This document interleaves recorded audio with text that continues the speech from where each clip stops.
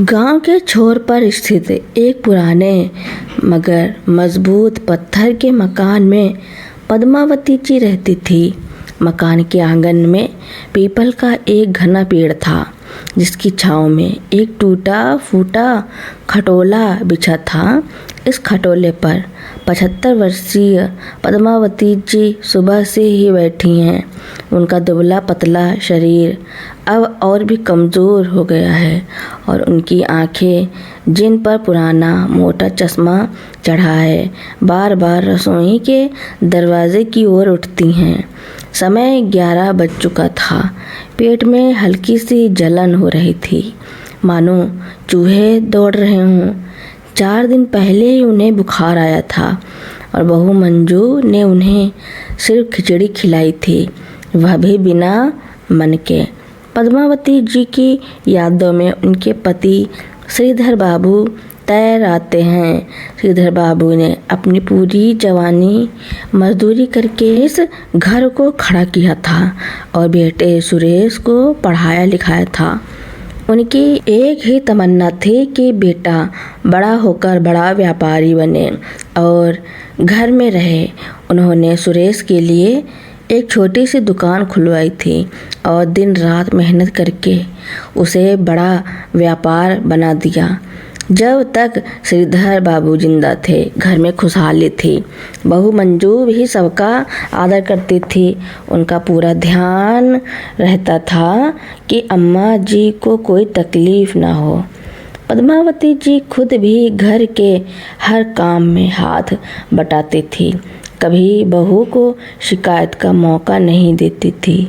लेकिन किस्मत को कुछ और ही मंजूर था। व्यापार के चक्कर में श्रीधर बाबू को एक जबरदस्त घाटा लगा। इस सदमे को वह झेल नहीं पाए और कुछ ही महीनों में दुनिया छोड़ गए। उनके जाने के बाद सुरेश ने जैसे तैसे व्यापार संभाला, मगर उसका और उसकी पत्नी मंजू का व्यवहार ही बदल गया। जब तक पद्मावती जी स्वस्थ थी, मंजू उन्हें साथ रखती थी, लेकिन अब बीमार और बढ़ती उम्र के कारण जब पद्मावती जी से घर के काम नहीं होते तो बहू का चेहरा चढ़ जाता। अब उनकी जगह बाहर वाले छोटे कमरे में तय कर दी गई है, जहां टूटी खाट और एक पुराना संदूक है। अम्मा जी क्या यहीं बैठी रहेंगी? सारा काम पड़ा है। मंजू की आवाज़ में खींच थी। पद्मावती जी बड़ी आस से देखती हैं। बहू, बेटा और बच्चों के लिए क्या बना है? थोड़ी भूख लगी है। मंजू रसोई से आती है। उनके हाथ में एक छोटी किनारे से टूटी कटोरी और एक प्लेट है। कटोरी में थोड़ी सी छाछ और प्लेट में कल की बची हुई 2 ठंडी सख्त रोटियां हैं। आपके लिए यही है। डॉक्टर ने कहा है आपको भारी खाना नहीं खाना है। हमने तो शाही पनीर बनाया है, पर वह आपको नहीं जमेगा। बच्चों को और पति को भी यही खिलाना पड़ता है, बिना मसाले वाला। मंजू झूठ बोलते हुए तीखे स्वर में कहती है। तभी अंदर से पोती रिया की आवाज़ आती है, दादी आज पनीर और गरम पूड़ियाँ बहुत अच्छी बनी हैं। यह सुनकर मंजू तिलमिला जाती है। वह जल्दी से अपने पति और बच्चों को खाना देती है और पद्मावती जी के लिए ना ही पानी रखती है और ना ही कोई मीठा वचन बोलती है। पद्मावती जी बड़ी मुश्किल से छाछ में रोटियां भिगोकर खाती हैं। गला सूख रहा है, पर पानी का लोटा रसोई में है। वह धीरे से मंजू को आवाज़ देती है, बहू जरा पानी दे जाना। मंजू अनसुना कर देती है। कुछ समय बाद प्यास से परेशान होकर पद्मावती जी लड़खड़ाती हुई पानी लेने रसोई की ओर बढ़ती हैं। तभी बाहर सुरेश के कुछ व्यापारी दोस्त आते हैं। उन्हें देखकर मंजू का चेहरा गुस्से से लाल हो जाता है। वह लपक कर माँ के पास आती है और उनका हाथ पकड़कर लगभग खींचते हुए उन्हें वापस कमरे में ले जाती है। अम्मा जी, आपको कितनी बार कहा है कि मेहमानों के सामने मत निकला करो। आपकी ये पुरानी साड़ी और चश्मा देखकर हमें शर्मिंदगी होती है। पानी तो था, बाद में पी लेती। जानबूझकर सबके सामने तमाशा करती हैं। मंजू लगभग चिल्लाती है। पद्मावती जी अपमान का घूंट पीकर चारपाई पर बैठ जाती हैं। उनकी आंखों में पानी आ जाता है, पर वह रोती नहीं है। उन्हें याद है डॉक्टर ने मोतियाबिंद के ऑपरेशन के बाद आंखों पर जोर डालने से मना किया था। शाम ढल चुकी है और पद्मावती जी उसी टूटे खटोले पर बैठी हैं जब अचानक उनकी बेटी रश्मि घर में दाखिल होती है। रश्मि अपनी माँ को इस हालत में देखकर बेचैन हो उठती है। रश्मि अपनी माँ को अपने साथ ले जाने की जिद करती है, पर पद्मावती जी मना कर देती हैं। बेटी के घर का पानी भी नहीं पीते। अगले दिन सुबह पद्मावती जी अपना पुराना जंग लगा लोहे का संदूक लेकर चुपके से घर से बाहर निकलने की कोशिश करती हैं। मंजू यह देखती है और तुरंत शोर मचाती हुई सुरेश को बुलाती है। जल्दी आओ, देखो तुम्हारी माँ कीमती जेवर संदूक में भर कर अपनी बेटी को देने जा रही हैं। अब दिखाएंगी अपना प्रेम। मंजू जोर जोर से बोलती है। सुरेश आता है और बिना माँ की बात सुने संदूक का ताला जबरदस्ती तोड़ देता है। जैसे ही संदूक खुलता है, कमरे में मौजूद सुरेश, मंजू और रश्मि तीनों ही सन्न रह जाते हैं।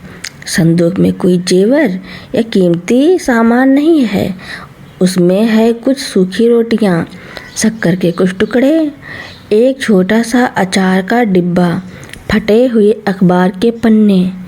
रश्मि तुरंत अपनी माँ को गले लगाकर रो पड़ती है। माँ, यह सब क्या है? आप रोटियां क्यों छुपाती थी? पद्मावती जी की आंखें भर आती हैं। बेटा, जब सब बाजार जाते हैं या रात को देर से खाना बनता है तब भूख लगती है। बहू मुझे कुछ नहीं देती और मैं रोज़ दोपहर में एक रोटी ज़्यादा लेकर इसमें छुपा देती थी ताकि भूखी ना सोना पड़े। यह सुनकर सुरेश के पैर जमीन में धंस जाते हैं। उसे अपने किए पर गहरी शर्मिंदगी महसूस होती है। उसने अपनी माँ को एक एक निवाले के लिए तरसाया है। मंजू भी अपना मुंह नीचे कर लेती है। रश्मि गुस्से से अपने भाई से कहती है, भाई, क्या तुमने कभी सोचा भी है कि तुम्हारी माँ किस हाल में जी रही हैं? उन्होंने तुम्हें इस काबिल बनाया और तुम उन्हें छिपा कर रखी हुई बासी रोटी खाने पर मजबूर कर रहे हो। भगवान करे तुम्हें ऐसा दिन ना देखना पड़े। सुरेश दौड़कर अपनी माँ के पैरों में गिर जाता है और फूट फूट कर रोने लगता है। माँ, मुझे माफ़ कर दो, मैंने बहुत बड़ी गलती की। आप मेरे भगवान हैं और मैं आपको दुख दे रहा था। सुरेश अपनी पत्नी से तुरंत कहता है, अभी के अभी अंदर वाला कमरा माँ के लिए साफ कर दो। अब माँ हमारे साथ रहेंगी, वही खाएंगी जो हम खाएंगे। अगर पेट खराब होगा तो मैं डॉक्टर को दिखाऊंगा, पर मेरी माँ रूखा सूखा खाना नहीं खाएंगी। पद्मावती जी अपने बेटे को उठाकर गले लगा लेती हैं। उनके आंसू बेटे की शर्ट पर गिरते हैं, पर इस बार ये आंसू पीड़ा के नहीं बल्कि ममता और संतुष्टि के थे। उन्हें पता था कि उनका बेटा देर से ही सही पर जाग गया है। सुरेश ने तुरंत अपने वादे पर अमल किया। अंदर वाला सबसे रोशनदान और हवादार कमरा, जो अभी तक स्टोर रूम जैसा इस्तेमाल हो रहा था, उसकी और मंजू की देख रेख में साफ किया गया। मंजू अब भी पूरी तरह से नहीं बदली थी, पर पति के डर और बहन रश्मि के शब्दों का उस पर असर हुआ था। पद्मावती जी को उस नए कमरे में लाया गया। कमरा साफ था, जिसमें एक आरामदायक पलंग और खिड़की से आती पीपल के पत्तों की ठंडी हवा थी। सुरेश खुद उनके लिए बाजार से एक नया हल्का फुल्का चश्मा लाया, जिसका नंबर डॉक्टर ने दिया था। माँ, अब आपको सर दर्द नहीं होगा, कहते हुए उसने खुद माँ को वह चश्मा पहनाया। पद्मावती जी ने पहली बार साफ नज़र से उस कमरे को देखा। बेटे के चेहरे पर आया बदलाव देखा और उनकी आंखें भर आईं। यह खुशी के आंसू थे। अगले दिन से घर का माहौल बदल गया। मंजू अब भी थोड़ी असहज थी, पर उसने अम्मा जी का ध्यान रखना शुरू कर दिया। दोपहर का खाना लग रहा था। सुरेश ने सबके लिए थाली लगाई। यह देखकर मंजू ने फुसफुसाते हुए पूछा, आप क्या कर रहे हैं? मैं अम्मा जी को उनकी पुरानी थाली में दे दूंगी। सुरेश ने पत्नी को सख्त निगाहों से देखा। नहीं, माँ हमारे साथ इसी नई थाली में खाएंगी और वही खाएंगी जो हम खाएंगे। आज पनीर के साथ गरम फूली पूड़ियाँ बनी हैं। माँ को भी दो। अगर उन्हें कोई दिक्कत होगी तो डॉक्टर को बुलाऊंगा, तुम चिंता मत करो। पद्मावती जी को मेज़ पर बिठाया गया। गरम लगी घी की पूड़ियाँ, शाही पनीर और मीठी खीर उनकी थाली में आईं। वर्षों बाद उन्हें ऐसा सम्मान पूर्वक और प्यार से परोसा गया भोजन मिला था। वह थोड़ा सा खीर का निवाला मुंह में रखती हैं और बस देखती रह जाती हैं। उन्हें याद आता है कैसे वो दिन पहले उन्होंने बासी रोटी और अचार खाया था। पोता पोती भी अब दादी के पास बैठते, उनसे बातें करते हैं और उन्हें पनीर खिलाने की जिद करते। घर में एक बार फिर खुशहाली का माहौल लौट आया था। एक शाम जब सुरेश ऑफिस से लौटा तो उसने देखा कि मंजू चुपचाप पद्मावती जी के पास बैठी हैं और उनके बाल बना रही हैं। मंजू ने अचानक दबी हुई आवाज़ में कहा, माँ मुझे माफ़ कर दीजिए, मुझे खुद पर बहुत शर्म आती है। आपके संदूक में वह सूखी रोटियां देखने के बाद मैं सो नहीं पाई। वह रूंधे गले से आगे बोली, जब मेरी माँ बीमार थी तो मैंने उनकी सेवा नहीं की थी। मुझे लगा कि मैं अपनी सास की सेवा करके वह पाप धो लूँगी, लेकिन मैं तो और बड़ी गलती कर बैठी। मुझे लगा था कि आप अब किसी काम की नहीं रही, इसलिए मैंने आपसे मोह फेर लिया। मंजू की आंखों में पहली बार ईमानदार पश्चाताप के आंसू थे। पद्मावती जी ने बहू का हाथ पकड़ा। अरे बहू, रो मत, हर किसी से गलती होती है। मेरा बेटा भी तो बदल गया था, तुम भी तो मेरी बेटी जैसी हो। मेरे पास अब ज़्यादा वक्त नहीं है। मैं बस इतना चाहती हूँ कि मेरा बेटा और बहू सुखी रहें। बेटा अगर सुधर गया तो बहू भी सुधर जाएगी। पद्मावती जी ने मंजू के सिर पर हाथ फेरा। बहू ने सास को कसकर गले लगा लिया। इस बार यह मैल दिखावे का नहीं, बल्कि दिल का रिश्ता जुड़ने का था। इसके बाद पद्मावती जी के अंतिम कुछ महीने बेहद सुखद और शांति से बीते। उन्हें हर सुबह पीपल के पेड़ के नीचे बैठकर चाय मिलती। शाम को सुरेश उन्हें स्कूटर पर बिठाकर गांव के मंदिर तक ले जाता। मंजू हर बात पूछकर करती और रसोई में उनके पसंद की चीज़ें बनाती। पद्मावती जी ने कभी किसी से शिकायत नहीं की कि उन्हें इतने साल क्यों अपमान सहना पड़ा। वह जानती थी कि अंत में उनके बेटे बहू को अपनी गलती का एहसास हो गया। एक ठंडी सुबह पीपल के पत्तों की आवाज़ के बीच पद्मावती जी ने शांति से अपनी आंखें मूंद ली। उनका शरीर कमज़ोर था पर उनका मन पूरी तरह शांत था। सुरेश और मंजू ने बहुत रोया। वे जानते थे कि उन्हें अपनी माँ की सेवा का मौका देर से मिला, पर वह उस अंतिम सुख को छीनने वाले नहीं बने। घर में सब कुछ बदल गया था। उस दिन के बाद मंजू ने अपने बच्चों को हमेशा बड़े बुजुर्गों का सम्मान करना सिखाया और सुरेश ने हमेशा माँ की याद में गरीबों को भरपेट खाना खिलाया ताकि किसी को अपनी भूख मिटाने के लिए सूखी रोटियां संदूक में न छुपानी पड़े। पद्मावती जी के निधन के बाद रश्मि अपने भाई सुरेश और भाभी मंजू के साथ कुछ दिन रुकी। घर में सब शांति थी, पर एक गहरा खालीपन था। अंतिम संस्कार के बाद रश्मि ने भाई से कहा, भाई, माँ का जो अंतिम समय शांति से बीता उसके लिए मैं तुम्हारी और मंजू भाभी की शुक्रगुजार हूँ। देर से ही सही, पर तुमने माँ को वह सम्मान दिया जिसकी वह हकदार थी। सुरेश की आंखें भर आईं। रश्मि, हम दोनों ने माँ के साथ जो किया उसकी माफ़ी कभी नहीं मिल सकती। वह संदूक, वह मेरे जीवन की सबसे बड़ी गलती की याद दिलाता रहेगा। रश्मि ने उन्हें सांत्वना दी। बीती बातों को अब याद मत करो, पर एक बात हमेशा याद रखना, माँ के जाने के बाद तुम्हारी जिम्मेदारी खत्म नहीं हुई। रश्मि ने माँ का पुराना जंग लगा लोहे का संदूक उठाया। यह वही संदूक था जिसमें कभी सूखी रोटियां छिपाई गई थी।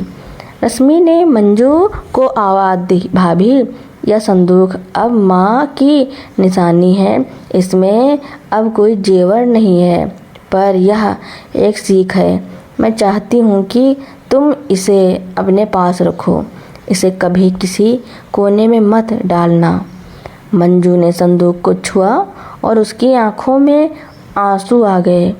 वह समझ गई कि यह संदूक सिर्फ एक बक्सा नहीं, बल्कि उनकी निर्दयता का सबूत और पश्चाताप का प्रतीक था। मंजू ने नम आंखों से कहा, रश्मि, मैं इसे संभाल कर रखूंगी। जब भी मुझे किसी पर गुस्सा आएगा या मैं अपने बच्चों के सामने सब्र खोने लगूंगी, तो मैं इस संदूक को देखूंगी। यह मुझे हमेशा याद दिलाएगा कि एक माँ का दिल दुखाना कितना बड़ा पाप है। रश्मि अपनी माँ के कमरे में गई, जहाँ अब सिर्फ उनकी पुरानी खाट और एक फ्रेम की हुई तस्वीर बची थी। वह रामकिशन जी की तस्वीर के बगल में पद्मावती जी की तस्वीर लगाती है। उसने भाई भाभी से कहा, माँ ने अपना पूरा जीवन त्याग और श्रम में बिताया। पिताजी का बनाया व्यापार और घर सब तुम्हारे लिए है, पर माँ की विरासत रुपए पैसे में नहीं है। उनकी विरासत संस्कार और सम्मान में है। तुम दोनों से वादा करती हूँ कि आज के बाद तुम अपने बच्चों को हमेशा प्यार और सम्मान से पालोगे और उन्हें यह कभी महसूस नहीं कराओगे कि वह बोझ हैं। सुरेश और मंजू ने दृढ़ता से सिर हिलाया। सुरेश ने अपनी बहन को गले लगाया। अब तुम निश्चिंत होकर जा सकती हो रश्मि।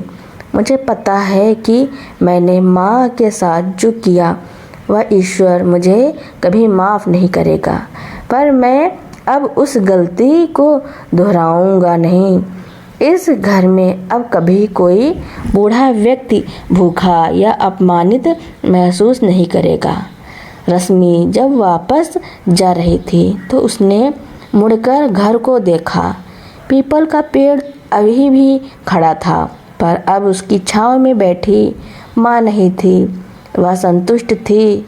देर से जागा हुआ न्याय देर से ही सही पर शांति लेकर आया है। पद्मावती जी भले ही चली गई थी, पर उनकी सूखी रोटियों ने परिवार को एक अमूल्य सबक सिखा दिया था।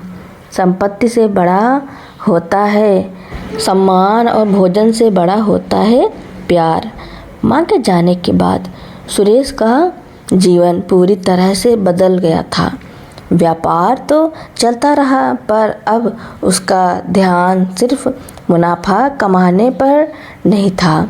माँ की भूख और एकाकीपन की यादें उसे बेचैन करती रहती थी। उसने महसूस किया कि असली दौलत केवल पैसा नहीं बल्कि संबंधों में निवेश करना है। सुरेश को हमेशा वह सूखी रोटियां याद आती थी जिन्हें माँ को छुपानी पड़ी थी। उसने अपनी माँ के नाम पर एक छोटी सी पहल शुरू की जिसे उसने पद्मावती अन्न सेवा नाम दिया। बुजुर्गों के लिए दोपहर का भोजन। उसने अपने व्यापारिक परिसर के पास एक छोटा सा स्टॉल लगवाया।